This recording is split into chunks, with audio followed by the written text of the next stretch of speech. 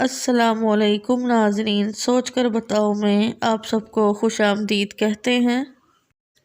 इस वीडियो में है आपके लिए बहुत ही दिलचस्प सवाल जिनको हल करके आपको ज़रूर फ़ायदा होगा और मज़ा भी आएगा। सवाल नंबर 1, ऐसी कौन सी चीज़ है जिसको आग भी नहीं लगती मगर फिर भी बुझाना पड़ती है? जवाब है प्यास। अगर वीडियो पसंद आई है तो चैनल सोच कर बताओ को सब्सक्राइब करें। सवाल नंबर 2, वो क्या है जिसकी खाल उतार दें इसे कुछ नहीं होता लेकिन आप रो पड़ते हैं? जवाब है इसका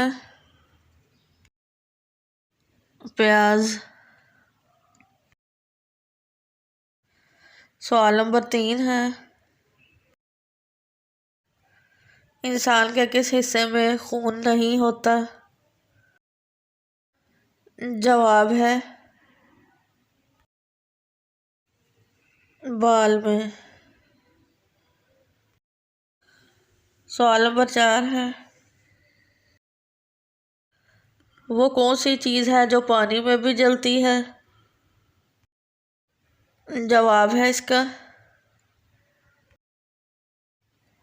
सोडियम। सवाल नंबर 5 है, वो कौन सी सवारी है जिसके 4 ड्राइवर होते हैं? जवाब है इसका जनाजा।